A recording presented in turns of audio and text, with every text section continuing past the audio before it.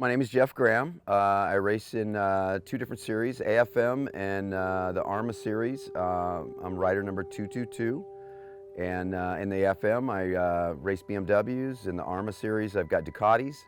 I've been racing since 2001, so about 21 years. So I've always had a love affair with motorcycles. From the time I was a little kid, I just loved motorcycles. I loved watching motorcycle racing, kind of back in the heyday of motocross racing and flat track racing back in that day. And I grew up in Monterey, so Laguna Seca was my backyard. In fact, I rode, when I got my first dirt bike as a little kid, I would ride all over Fort Ord, which I could literally ride to the backside of the track and go watch. I'd go watch the GP races, you know, with Rainey and all those guys, Kenny Roberts. Got to see all of that stuff growing up. So just always had this love affair with motorcycles. When I got out of college, got married young, started having kids, I kind of put that whole aside and just set it aside and didn't ride or race, didn't have a motorcycle from say age 20 to I think my early 40s is when I got my first motorcycle. Actually, it was kind of a tough decision for me because I have 6 kids, and so being the main provider, obviously, and thinking about my kids, I really wrestled with getting a bike in my 40s. But I kind of had this feeling. I talked about it to my family about it, and they were all on board with, okay, Dad, it's something you love to do. You've always wanted to do it. You've set it aside. We're old enough now. We think you should get one if you want one. And so I went out and went to the local Honda dealership in Milpitas. I was working in Milpitas at the time, and the salesman was a guy by the name of James Randolph, who was a big AFM racer at the time. In fact, I think he may have been the #1 plate holder.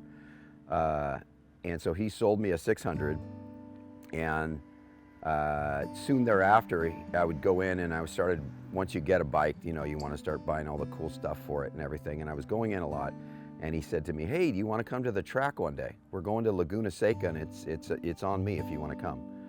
So I jumped at the chance and went and did a track day at Laguna Seca, and I was just hooked after that. When I did finally start racing the AFM around 2003, it worked out great. Now, my whole career with the AFM has kind of been spotty. I've never really gone all in, I guess, the whole year, done every race, trying to get a championship. Never really done that. I think 2015 maybe could possibly be different. I did all the rounds in 15. I did win the Formula 50 championship that year. But other than that, my family's always come first. So if I had something that conflicted with an AFM race, I would definitely opt for the family function or whatever. But the love of doing this has just gotten deeper and deeper over the years, and I can say I love doing it now at age 60 as much, if not more, than I ever have. It's just I'm just really enjoying my riding and racing right now. It's just a blast, having a great time doing it. So goals, okay, so yeah, obviously doing club racing, and especially at my age. So for me, my goals have changed. Originally, they started off, starting racing in your early 40s is like you said, you definitely aren't thinking of professional career or anything like that. It's enjoyment, it's fun. You quickly find out with sport bikes and road racing is that it's a lot safer on the track riding and racing, than it is on the street.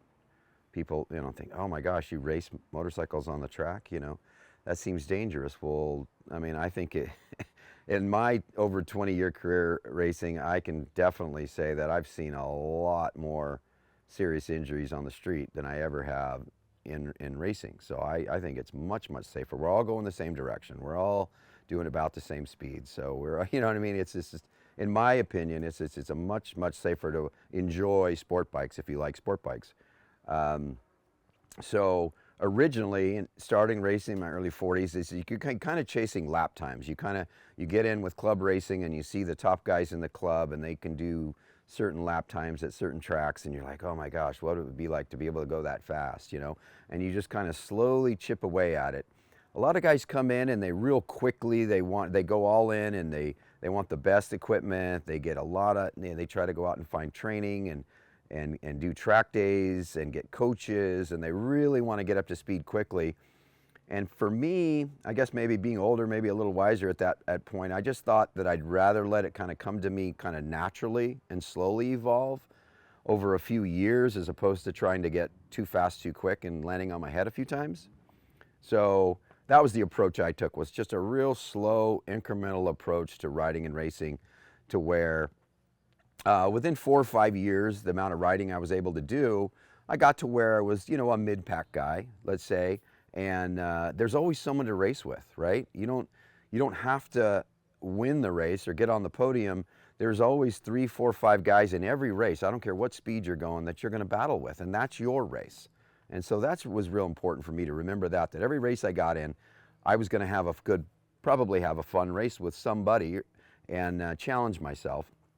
2017 was a defining year for me, if you will, in that I was diagnosed with leukemia, a rare form of leukemia, in early 2017. And that took me out for a couple of years of riding and racing. So after a couple of years of battling cancer, it gave me a lot of time to reflect and think of, would I ever be able to ride again? Could I? If I did, at what pace could I ride? There was all these kind of doubts and thoughts, but I was determined that if I was able to survive, that I absolutely would go back to racing again. And so I just couldn't wait to get back on a bike again.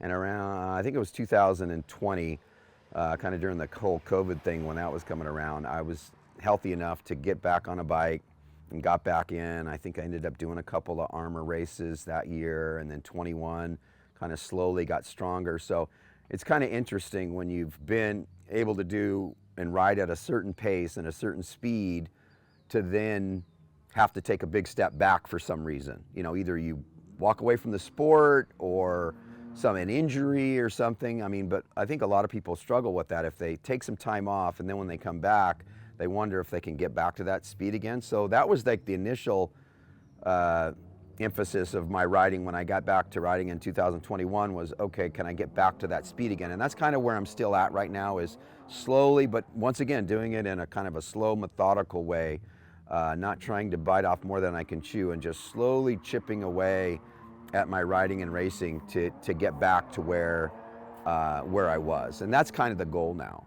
Racing, to me, it kind of brings all of those features together into one. So it's very fast paced. There's the adrenaline effect that is the whole race. If you think about it, like some sports you do, it's just an adrenaline shot, for a quick spurt. But in a road race, you're 20 minutes of full-blown concentration, or you should be. And so you can take that and the better you get, you just learn that you can concentrate longer and stay more focused.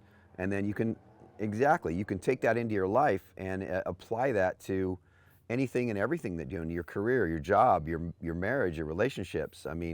You can take that, and just trying to stay hyper focused on something and work a problem out. Like my problem in those turns back there, I'm continually working on that. So life is that way, right? You just have things in a life that seem to be impediments that you want to try to work through, and absolutely you can apply that. I think people that get into motorcycle racing are people that are willing to be analytical anyways. I think the successful ones are, that will look at a problem and figure it out, like, okay, there's got to be an answer here. What is it?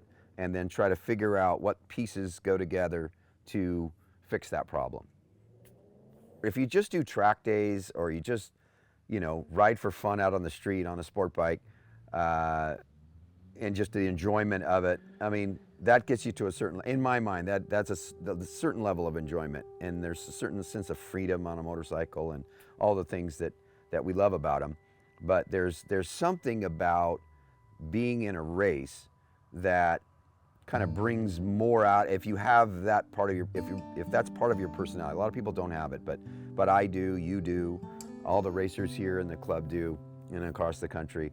It's just this need to kind of compete and to kind of challenge yourself against other people that are doing the same thing and are like-minded.